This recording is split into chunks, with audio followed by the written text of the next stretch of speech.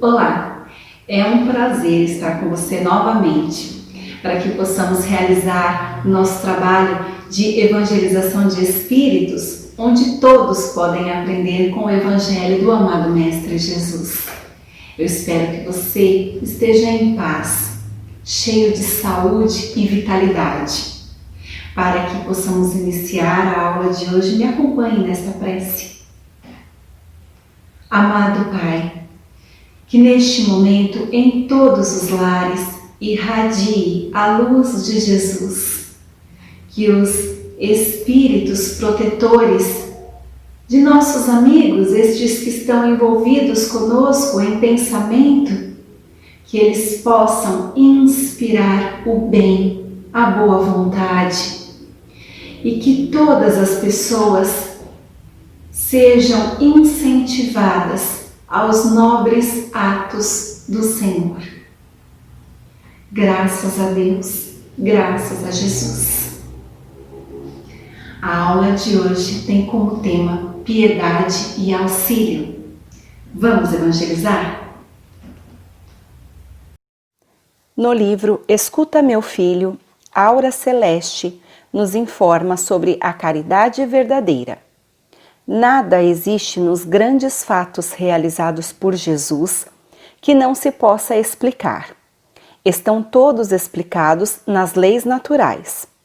Quando o Mestre disse aos discípulos: "Dai-vos de comer a esta gente", conhecia todos os segredos da natureza, podia obter energia na própria natureza, organizando matéria e dividindo os elementos necessários. O povo faminto teria pão e peixe à vontade, pois Jesus iniciou o trabalho de manipulação dos fluidos existentes na atmosfera, usando um poder que só ele possuía. No Livro dos Espíritos, questão 614 até 627. A lei natural é a lei de Deus. É a única para a felicidade do homem. Ela indica o que o homem deve ou não fazer. Ele é infeliz quando se afasta dela. A lei de Deus é eterna, perfeita e imutável como o próprio Deus. A harmonia que rege o universo material e moral é fundada sobre as leis que Deus estabeleceu para toda a eternidade. Todas as leis da natureza são leis de Deus, porque Ele é o Criador de todas as coisas. Entre as leis de Deus, umas regem o movimento e as relações da matéria bruta, estas são as leis físicas. Outras dizem respeito ao homem e suas relações com Deus e com seus semelhantes. Elas compreendem as regras da vida do corpo e as da vida da alma, são as leis morais. As leis de Deus são apropriadas à natureza de cada mundo e proporcionais ao grau de adiantamento dos seres que os habitam. Todos podem conhecer as leis de Deus, mas nem todos as compreendem. Os que compreendem melhor são os homens de bem e os que as pesquisam. Todos compreenderão um dia. A cada nova existência, a inteligência do homem é mais desenvolvida e ele compreende melhor o bem e o mal. A lei de Deus está escrita em nossa consciência. Deus deu a alguns homens a missão de revelar sua lei. São os espíritos superiores encarnados com o objetivo de fazer a humanidade avançar. É o profeta, homem de bem, inspirado por Deus. Pode-se reconhecê-lo por suas palavras e ações. O tipo mais perfeito que Deus ofereceu ao homem para lhe servir de guia e modelo foi Jesus. Ele é o exemplo da perfeição moral. A doutrina que ensinou é a mais pura expressão de sua lei. Ele foi o ser mais puro que apareceu na terra. Todos os homens que meditaram sobre a sabedoria puderam compreendê-las e ensiná-las desde os séculos mais remotos. A palavra de Jesus era alegórica e em parábolas porque falava de acordo com os tempos e lugares. É preciso que a verdade seja inteligível para todo mundo. É preciso explicar e desenvolver estas leis porque há poucas pessoas que compreendem e ainda menos as que as praticam. A missão dos espíritos é trazer ensinamento claro e inequívoco para que ninguém alegue ignorância, possa julgá-lo e apreciá-lo com a razão. Eles são encarregados de preparar o reino do bem anunciado por Jesus. No livro A Gênese, capítulo 15, Kardec fala sobre a multiplicação dos pães. Os que acompanhavam Jesus eram ávidos para ouvi-lo. Fascinados por sua palavra e pela poderosa ação magnética que ele exercia, eles não tinham experimentado a necessidade material de comer. Jesus não teve dificuldade para tranquilizar os discípulos, admitindo que traziam alguns pães, que estes bastariam para matar a fome da multidão. Ministrava aos discípulos um ensinamento: dai-lhes de comer. Eles também podiam alimentar por meio da palavra. A palavra de Jesus foi poderosa o bastante para fazer a multidão esquecer de comer. Esse poder moral comprova a superioridade de Jesus, muito mais do que o fato material da multiplicação dos pães. No Evangelho de Mateus, capítulo 16, versículo de 5 a 12, os discípulos passaram para o outro lado do mar. Se esqueceram de levar pães. Jesus disse: tenha o cuidado de precaver-se do fermento dos fariseus e dos saduceus. Eles pensaram e diziam entre si: é que não trouxemos pão. Jesus, conhecendo-lhes os pensamentos, disse: homem de pouca fé, por que estão cogitando de não ter trazido pães? Ainda não compreendem e não se lembram quantos cestos levaram? Como não compreenderam que não é do pão que eu falava quando disse que se guardassem dos fariseus e saduceus? Eles compreenderam que ele não lhes dissera que se preservassem do fermento que se põe no pão, mas da doutrina dos fariseus e saduceus. No livro O Evangelho dos Humildes, Eliseu Rigonati nos explica que o fermento dos fariseus e saduceus procura por todos os meios e em todas as épocas envenenar o coração da humanidade. No tempo de Jesus, era a religião que desviava os homens do verdadeiro amor a Deus e ao próximo. No Evangelho de João, capítulo 6, versículos 27, 33 e 35. Trabalhem, não para ter o alimento que perece, mas aquele que permanece para a vida eterna e que o Filho do Homem vos dará.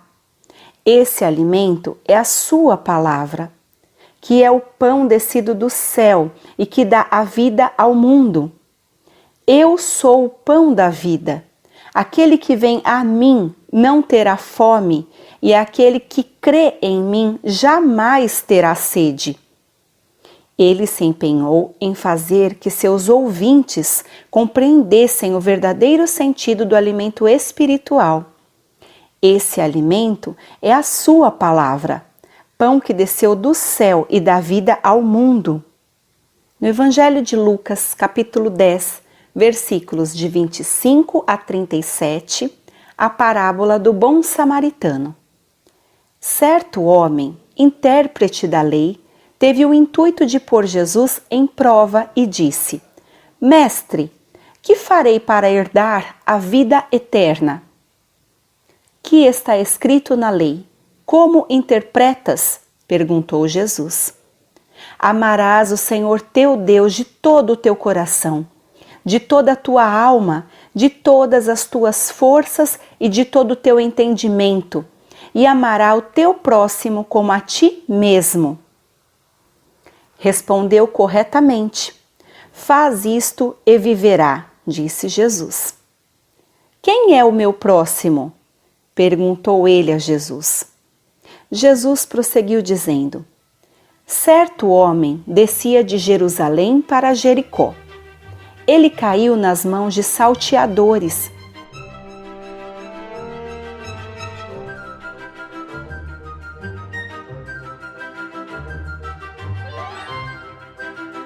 Depois de tudo lhe roubarem e causarem muitos ferimentos, retiraram-se, deixando-o semi-morto. Descia um sacerdote por aquele caminho. Vendo-o, passou distante.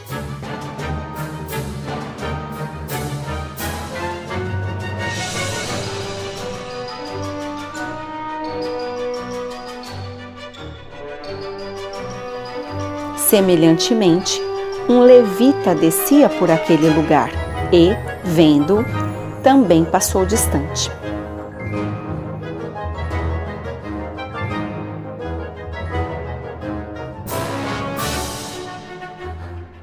Certo samaritano que seguia o seu caminho passou por perto.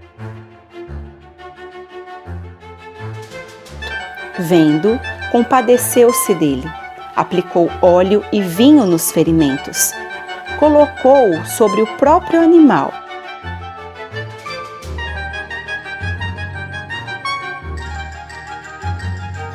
Levou-o para uma hospedaria e tratou dele. No dia seguinte, tirou 2 denários e os entregou ao hospedeiro, dizendo: cuida deste homem e, se alguma coisa gastar a mais, eu te indenizarei quando voltar. Qual dos 3 te parece ter sido próximo do homem que caiu nas mãos dos salteadores? Respondeu o intérprete da lei, o que usou de misericórdia para com ele. Então Jesus disse: vai e procede de igual modo. No livro As Parábolas, José de Souza e Almeida nos explica que o sacerdote é um padre, pastor ou guia religioso, intocado pelo despertamento espiritual. O levita, também de coração duro, pertence à tribo de Levi. Era auxiliar de culto religioso no templo. Também possuía conhecimentos das leis de Deus como sacerdote. Já o samaritano é habitante da Samária. Desde o início foi grande a aversão dos judeus para com eles. Samaritanos construíram seu templo no Monte Garizim para não terem de ir a Jerusalém para a celebração das festas religiosas. A cidade foi destruída e construída numerosas vezes. Os judeus tornaram-se inimigos dos samaritanos. Para os judeus, os samaritanos eram heréticos, por isso eram desprezados e perseguidos. Quando os judeus viajavam entre a Judeia e a Galileia, davam uma volta enorme, passando por outras regiões para não atravessarem a Samária. Jesus escolheu o samaritano como modelo de caridade, para deixar bem claro que o Pai não faz distinção de pessoas. A caridade deve ser despretensiosa, sem visar a retribuição. Ser próximo é usar de misericórdia para aquele que sofre, seja lá quem for. Pelo dicionário, próximo é o que está perto ou a pouca distância. Segundo Jesus, é o que está perto pelo coração, pela fraternidade, solidariedade e amor. Uma pessoa pode estar próxima da outra, até morar sob o mesmo teto, e não ser próximo porque está distante pelo orgulho, egoísmo, presunção, vaidade ou antipatia. Mesmo assim, devemos considerar como próximo. Outras pessoas estão distantes, mas sempre próximas pelo afeto, solidariedade ou fraternidade. Segundo a parábola, próximo é qualquer pessoa que está em nosso caminho e que necessite de auxílio. Os filhos de Deus devem estar sempre prontos para amparar quem sofre, sem qualquer indagação ao necessitado.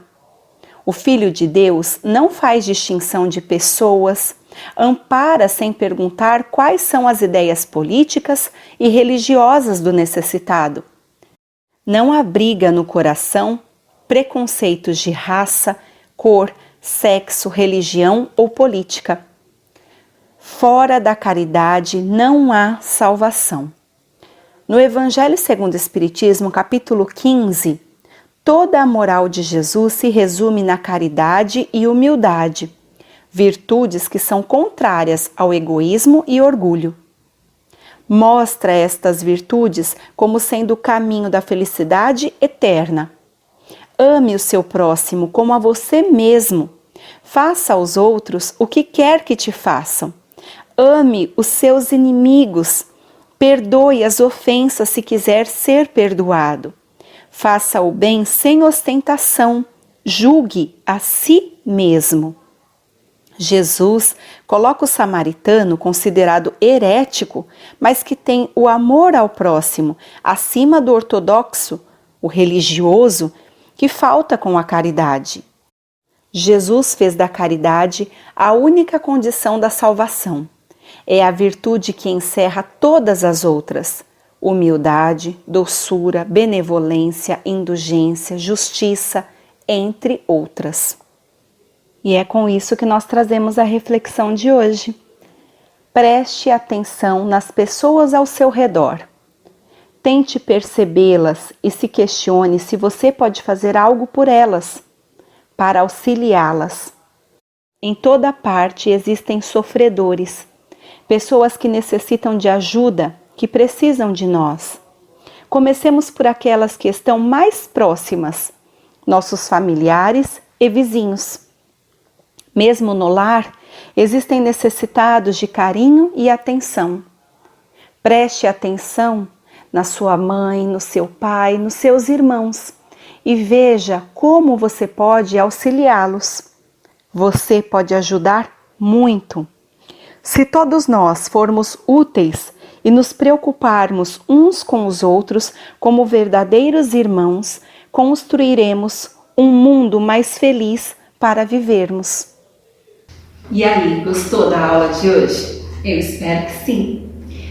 O abraço fraterno de hoje vai para uma amiga muito especial, Dalva. Muito obrigada, você que está incentivando o nosso trabalho e está divulgando a nossa aula para outras crianças. Que Jesus ilumine sempre o seu caminho.